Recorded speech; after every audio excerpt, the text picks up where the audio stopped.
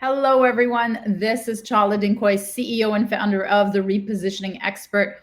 Welcome to another Tuesday Tea Time with Chala. I've got my trusty tea, beautiful blue mug, and I'm not really sure what's in it. Ooh, it smells really good. Courtesy of my best friend, I'm taking up her spot here. I am in her cute little pad, and I am going to tell you some tactics on how to shock and awe to get new clients. It's called account-based marketing, and it is a slow build to get the dream client. And my client and I this morning had a brainstorm with her team about how to do one. So, how to do a whole campaign. So, we went through all the steps, and I wanted to have this and share those steps with you because obviously you have to start somewhere. So, the first place to start now, account based marketing has always existed, but it's just now been hailed as the number one B2B marketing tactic. And essentially, what it is putting one large dream whale of a client in your crosshairs and investing heavily into a long-term strategy to be able to get into a meeting, to titillate them into opening their door, to give you the meeting, and then to continue to build a relationship so that when their RFP season comes up or term comes up, or when they're shopping around for an incumbent, or if they're looking for something that their existing vendor doesn't do, that you are in their, in the back of their mind.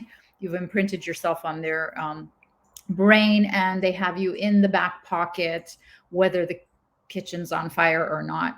They know you, and you know them. So that's what ABM is. Now, I call it the shock and awe steps because it is expensive. So some of the examples that I've given you in the past have been when clients have taken out an entire billboard ad in front of the client's head office, so the target's head office.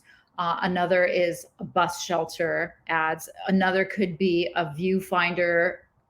You could send a viewfinder and have a product unveiling to introduce. Another client of mine, in fact, the same ones that we were doing the brainstorming with, actually sent their entire pitch as a magazine with actual articles and contributors as their staff and so on. So you can get as creative as you want, as crazy as you want. And so, but it has to be strategic. You can't just pick something to send to someone out of the blue and not have a strategy, a relevant message, a relevant way to deliver it, and a way to make an impact so that you can actually get the meeting. And then afterwards, I'm also going to talk about, what does the follow-up funnel look like? Because if you just shock and awe and it's a drop in the bucket, and then you never reach out to them again, and you don't have a strategy on what to do as next steps, whether you hear from them or not, then it's going to go nowhere. I'm talking a long-term strategy, you guys. That's why I used a war terminology where, sometimes it takes years to capture a territory. So these campaigns are done for large whales of large accounts. Okay. So that's my sip. Ooh, very lemony. Okay. So here are the steps. So first is pick an industry. Now, I say that all the time. I'm really a huge proponent of talking to industries and about industry problems. So how do you pick the industry? For this specific case, I want you to have a lot of experience in this industry. So look at who you've worked with a lot. I want you to make sure that this is a growing industry. One of the comments that my client made this morning was that they'd been focusing on one industry for a while and it wasn't panning out. It had been like a number of years that they were investing in trying to grow relationships in that industry, but it really wasn't going anywhere. So make sure to look at the trends that the industry that you pick is going to be around and viable and growing in the next couple of years. Then I want you to look at your recent successes. So again, in the case of the client that I was talking to this morning, one of their recent success was with a government program, and they thought about, okay, who else can we sell that same skill set or the components of that program to? And so they came up with a list of a whole bunch of different industries and accounts that they can target. One of the other things that I want you to consider when you're picking an industry is that it needs to have a lot of dollar potential. So often you can be doing a lot of work in an industry, but it's not the whale. So what I want the ABM strategy to be based on is that it has to be a little bit of a stretch. It has to be a little bit out of your reach, which is why we're coming up with this whole ABM strategy. So think of that when you're picking the industry, and then make sure that it's bigger than your normal fish. Otherwise, there's just no ROI, no reason to be pursuing them for so long, and potentially for a lot of expenses, paying a lot of expenses. Okay, so the step number 2 in how to put together an ABM campaign is pick the company to target. So now that you've picked the industry, pick the company. So think about the companies that are easiest to reach, those who already work with either your vendors or that you've worked with in the past. Look at who has a lot more public information. Obviously, look at companies that are growing, and look at companies that are headquartered in the same geography as you. Those are some of the ways to filter down the short list of once you've picked the industry, then you filter down into what company in those industries. So look at your immediate networks, look at your immediate geography, and look at trends in terms of growth. Now, step number 3 for an ABM strategy is to get deep into the target person's info. So first of all, of course, get their name and contact information, but also some of the things that we've done with clients is we've literally stalked them online. We've looked at every article they were mentioned in. And if you subscribe to LinkedIn Premium, you will actually be able to get a lot of this stuff already cut and pasted for you, because they literally curate a daily newsletter type of information that alerts you to your prospects' activity and whether they've put out social media or they've put out posts or whoever they've liked and disliked, and what causes they support. Any of that you can actually get from that the page and the alerts from the premium option of LinkedIn, the Sales Navigator. If you don't have the Sales Navigator, of course, you could do your own monitoring of looking into that person, the person's actual personal information online. What do they like or dislike? Do they themselves support a cause? Do they themselves use primarily one social media form versus another? And I'll give you an example of where we've used this. One of my clients was targeting a very big brand name in technology. I can't say the name, but so the marketing manager was our target. So she stalked her online and found out that she was on the board of a foundation for dogs. And she actually made her a onesie for her dog. And so that's how she got into the meeting. And then she was able to talk about her and sell her wares. So it's really important that you find out about the actual person so that we can leverage and use that in whatever message and vehicle we're going to use. Okay.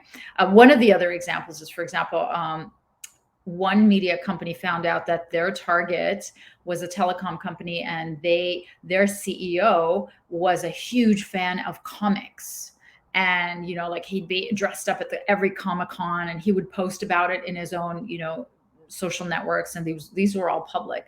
And so they actually wrote and they paid an ad agency to create this comic book as their proposal. And they got into the meeting. So all you have to do is figure out, okay, who am I talking to and what are their personal interests and what is the crack that I can get in through. So step number 4 for ABM marketing is find out either the company's problem, the industry's problem, or the target's own problem. So sometimes they will reveal if they have a cause, they're looking for something, and that could be the crack, or if it's the company's pain, or if it's the industry pain. You can find all this by doing, again, online stalking research. You can do interviews with other people from the industry, other vendors of that company. You can, if they're a retail company, go and count their shelves, see what their presence is like, see what their prominence is like. You can look at their annual reports, you can look at their PR releases, and also keep an eye on new legislation that would have affected them. Okay. I'm trying to give you all these entry points that we could use to intercept these big whale of decision makers, these big accounts. Now, the next step is step number 5 in the ABM strategy is craft the message. So of course, it has to be pain-based, but again, it depends on what you found, whether the company pain or the industry pain or the personal pain. Whichever of them is relevant, make the message about the fact that you can help them, or that you understand the pain. Now, the length of the message is based on the vehicle. So for example, if it's a billboard, you're going to have like one phrase or one word to get their attention. Or even like in one case that I saw, an ABM implementation was they actually used a URL, and they had created this one landing page just for that account to be able to present to that account. And they put that, that's the only thing they put on the billboard, for example. Now, if versus like what my clients did, which is a magazine, then the message can be very long because you have like multiple pages to be able to communicate what you think the problem is, how you've helped others in the past, and what you can do for them in the future. So craft the message according to the pain and the length dependent on the vehicle. Now, of course, the next step is decide on the vehicle. And the vehicle can be as creative as wrapping a bus and driving it in front of them back and forth. It could be the cutout of the CEO himself with a message, a thought bubble coming out of his mouth. Or it could be a viewfinder, like I told you, that was really creative. They actually had an unboxing of a product on a viewfinder, which used to be this toy in the 80s that you would click through and look through to be able to see. So get as creative as you can. Like one of my clients, the same one that we were talking about, we used lawn signs. And so, when you have a birthday or you have a celebration, when you show up and there is actual signage and animals, like, not actual animals, but lawn signage to message something. So think about really out of the box ways, but of course it has to be relevant to the message, and it has to be relevant to how you can help them. Okay. The second to last is really devise that drip funnel, is what I was telling you. What are you going to do if they don't respond? Then what do you send? So pre-planned all this, then what do you send? If still they don't respond, then what do you do? And what is the message for that? So pre-plan this flow of what to do if they say yes or they say no to a meeting, or if they say nothing. And then, when will you give up? So make a decision based on the ROI of the prospect's potential revenue, and then how much that the vehicles are costing you. So it all has to be budgeted out and come up with an ROI versus potential dollars. And now for the last step of the ABM strategy, I'm talking so much, I have to drink my tea. Plan the timing. So the timing can be really crucial. For this client that we're talking about, we're planning this before a big event that they're running for this industry, where they know that those decision makers are going to be there. So it could be similarly for you before a big conference, before a big event where they're going to be, that you have access to them and that you'll be meeting them. Or I like it also in their quiet time. If they have seasonality in their business, they're going to be a lot more interested in spending some time with you when they're not putting out fires. And then Plan the cadence of the next activity, as I said, and make a minimum of a 1 year plan for this outreach. So I hope that was helpful. I mean, remember, these are long cycles. These are big behemoth accounts.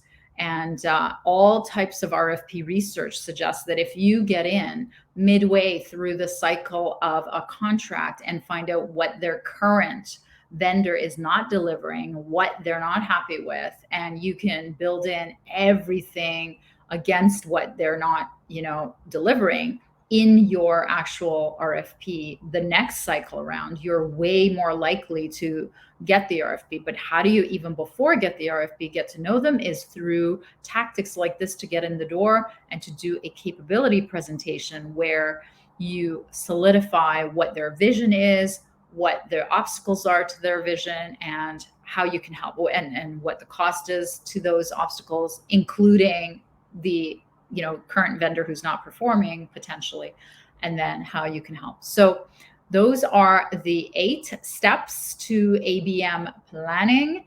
It is one of the hottest, newly hailed #1 B2B marketing tactics, and I hope you use it and use it well. All right, everyone, have a good week, and I'll talk to you next Tuesday. Bye-bye.